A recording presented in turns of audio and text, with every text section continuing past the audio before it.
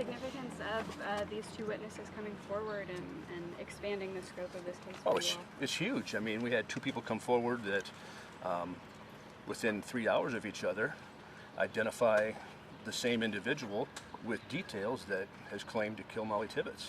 That's huge. Very unusual. And these people, they are very brave.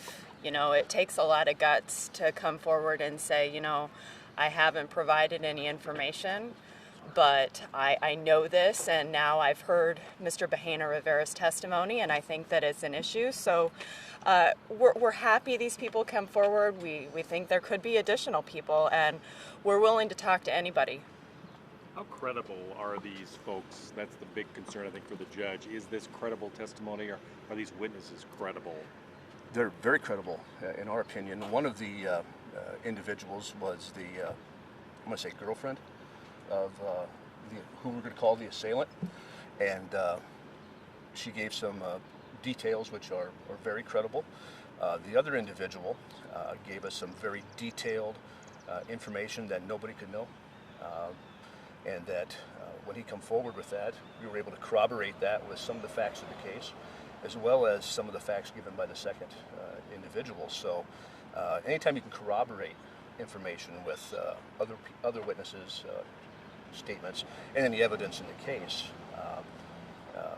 and then you corroborate that with the information that was withheld, that we didn't know about, which was very troubling to us, we think it's very credible. Could you just boil it down specifically what you're asking the state for, specifically? Well, we want any evidence they have of what they have concerning the investigation into this young boy that's missing, because we think that those two are inextricably linked. I mean, Xavier Harrelson was abducted on the second to last day of our jury trial. That's not coincidental. The players, we think, are connected. We also think that the circumstances are connected now from what we are hearing in the statements given by these two new witnesses, by the investigation we have learned, through the information that they did not disclose that they had for 2 years prior to the trial of Cristhian Bahena. The state called it unconscionable that you would bring up Xavier's case in this. Well, it's unconscionable that they didn't give us the evidence that they had for 2 years that now links that man, Mr. Lowe, to the disappearance of Xavier Harrelson. You know, 2 years ago, they searched that man's residence, or a residence he was connected with, involving human trafficking. If we'd have had that, perhaps we could have cut it off. And we have a duty to Mr. Bahena to bring forth any new evidence that supports his innocence. You know, remember, we've been provided this masked men thing from day one. That's information that he's given us. We have a duty with that to corroborate it however we can. We don't know who those masked men were. We don't know, you know, where to look. But when we have information, credible information coming from two separate witnesses that identify this Gavin Jones, and think about this. Think about if you were the man that killed Mollie Tibbetts and you watched the trial that doesn't link you whatsoever. What better time for somebody's ego to be out of control, and what better time to commit another crime? It is no coincidence that this boy was abducted the same time that this trial wrapped up, the same time that Cristhian Bahena Rivera testified. How is Mr. Bahena responding? Believe that it's not a coincidence? Well, it absolutely can't be. The facts are so in line with one another through what Cristhian has said since day one, through what witnesses are now saying. It lines up perfectly. But it doesn't line up perfectly. There are discrepancies in the timeline between your client's description of the two masked men and this other information about a second location of Mollie being held for some period of time. How do you explain those discrepancies? Well, because we don't have all the information yet, okay? If they had given us that exculpatory information in 2019 about the trap house, you know, a woman was kept there for months and shot up with drugs for months and violated in like a brothel. And they picked her up along a highway. And the DCI questioned her and then they cast it to the side and send all the information down to the state ICAC, which is the Internet Crime Against Children investigation unit, which we still don't know what happened with that. Is Mollie Tibbetts on that video? Is she anywhere on those computers that they seized? But these individuals talk about her being in a trap house at some point. We don't know if we can line up the dots better if we have more information. But the major points, they line up. Gavin Jones, Trap House, and then Trap House, James Lowe, Xavier Harrelson. It's all tied together from the information. Even the state's evidence didn't line up. I mean, they called Dalton Jack, who couldn't remember what he had for breakfast yesterday. Very major facts, yet they wanted everyone to believe him. So the facts aren't going to be all neat and pretty, but the major facts are going to line up. How is Mr. Bahena responding to this? Very well. Mr. Bahena is just a stoic, respectful young man. Why do you bring this up the week of the sentencing? What do you know now that you did not know during the trial? Everything we've listed. Everything you're hearing today is we're learning on the fly. Specifically names, those sorts of things? Yes. The search warrant was just provided to us yesterday. Yes.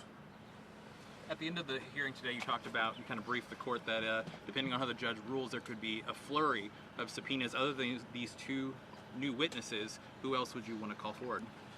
Well, the state's going to have to, in our opinion, provide us more information. They said they will not provide us information. They're going to withhold it, and we want it. We think it's due process. So we will subpoena people with the state, most likely. We'll subpoena documents. We want to know why there's 10 missing kids in this area of the state that's getting glossed over, that we think may have something to do with the disappearance of Mollie Tibbetts. So possibly investigators? Possibly. You've mentioned that 10 missing kids figure a number of times.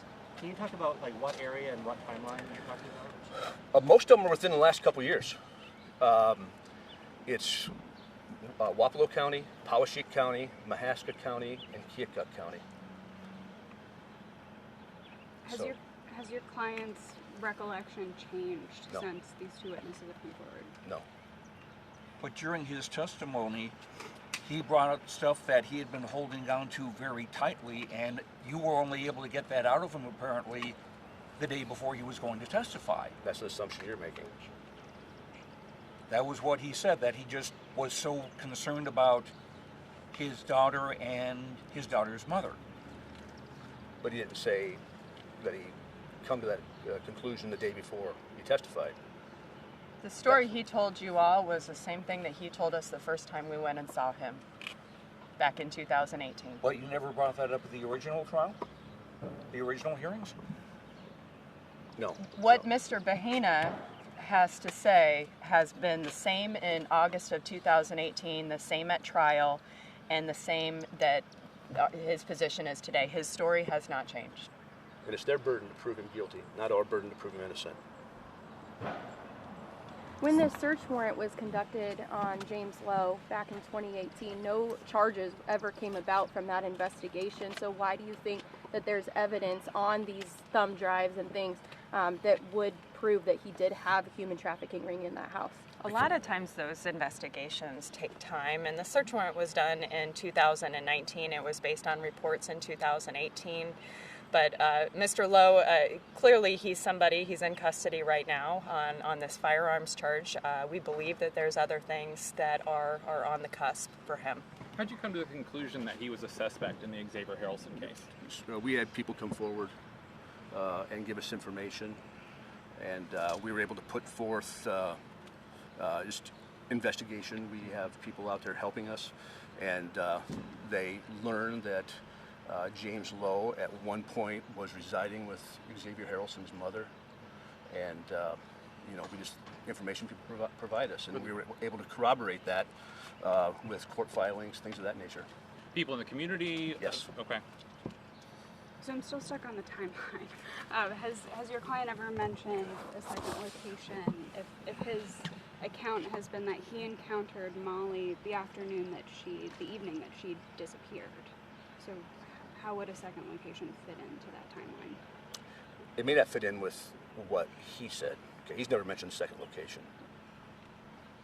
He doesn't have anything about a trap house. I mean, if we would have known that, we would have pursued that. Arnie Mackey talked about, and the state brought up, Mollie was supposedly wrapped in plastic, is what Gavin Jones told him. Mr. Bahena Rivera has never mentioned any sort of wrapping of plastic. How does he talk about that or explain that? Well, we're not going to go into that. Okay. But he's never mentioned that she wasn't. Okay. All right, thank you. Thank you.